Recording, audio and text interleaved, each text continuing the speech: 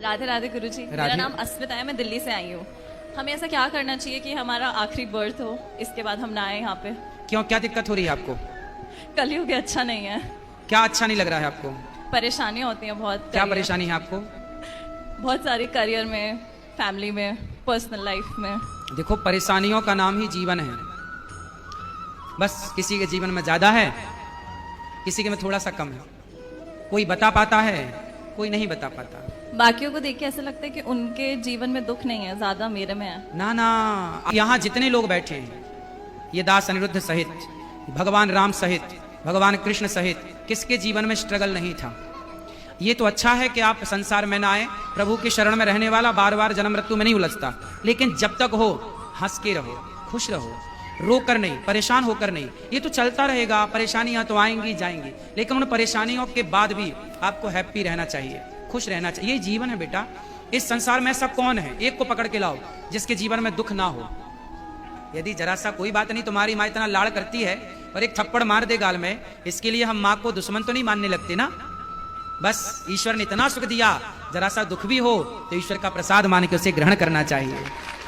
आपने देखा होगा हॉस्पिटल में जब कोई बीमार पड़ता है ना और वेंटिलेटर पे होता है, तो वहाँ एक मशीन होती है, उसमें लाइन यूं यूं चलती है, ऐसी चलती है ना। और लाइन सीधी हो गई मतलब मर गए, डेथ, मर गया। जब तक टेढ़ी लाइनें हैं, जब तक उतार चढ़ाव है, तब तक ही जीवन है। सीधा हुआ तो मर जाएगा आदमी। तो आपके जीवन में ये उतार चढ़ाव जो है, स्ट्रगल जो आप कर रहे हैं, करते रहिए।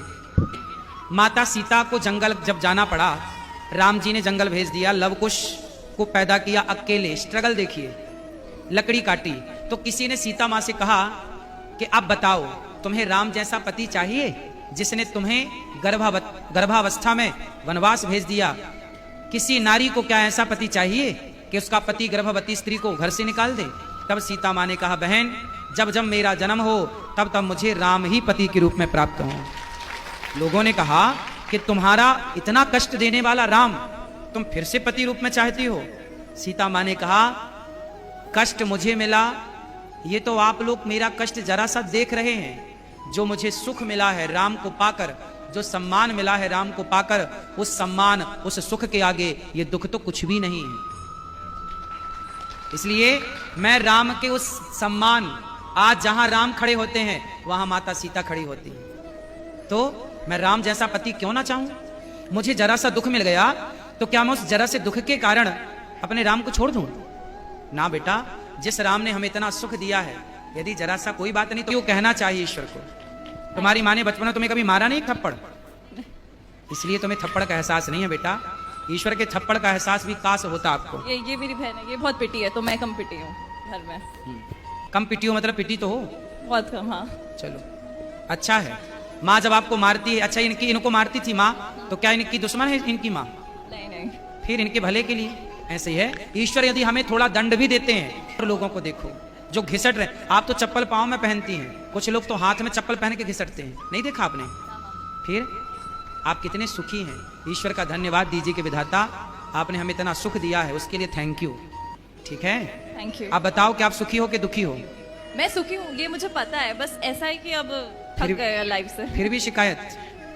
शायद से, मतलब ह्यूमन नेचर होती है कि न हाँ मैं बेटा, हमेशा देखो, खुश ही रहती यदि शिकायतें करने बैठेंगे तो सबकी शिकायतें हैं, लेकिन आपका चलो क्या दुख है बताओ। अच्छा, कुछ कुछ कुछ बता दो। हूँ। मतलब मैं बहुत कुछ करियर वाइज करना चाहती हूँ, वो हो नहीं रहा। ये दुख है। अरे किसी के घर में तबीयत खराब हो जाती है, या फिर ऐसे लोगों को देखो जिनके दोनों हाथ कट चुके हैं। जरा सोचो कि जिसके दोनों हाथ नहीं हैं और उसके घर में करने वाला कोई नहीं है और उसे प्यास लगी हो तो पानी कैसे पीता होगा? कभी आपने सोचा है? मैंने ऐसे लोगों को भी देखा है जिनके दोनों पांव और दोनों हाथ नहीं है। अब बताओ कि उसे प्यास लगती होगी तो वो डिपेंड होता होगा ना दूसरों पर, भैया जरा हमें पानी पिला दो, भैया भूख लगी, कुछ खा नहीं सकता। तो दुखी तो वो है बेटा, तुम अपने हाथ से खा रही हो, तुम अपने पांव पे चल रही हो, तुम अपनी आंखों से देख रही हो, तुम अपने कानों से सुन रही हो, तुम अपने मुंह से बोल रही हो। आपके जैसा सुखी संसार में कोई नहीं है। दुखी तो वो है जो एक शब्द भी नहीं बोल पा रहे हैं, बेचारे गूंगे हैं। दुखी तो वो है जो एक कदम भी नहीं चल पा रहे हैं, बेचारे लंगड़े हैं। दुखी तो वो हैं जो एक शब्द भी नहीं सुन पा रहे हैं, बेचारे बहरे हैं।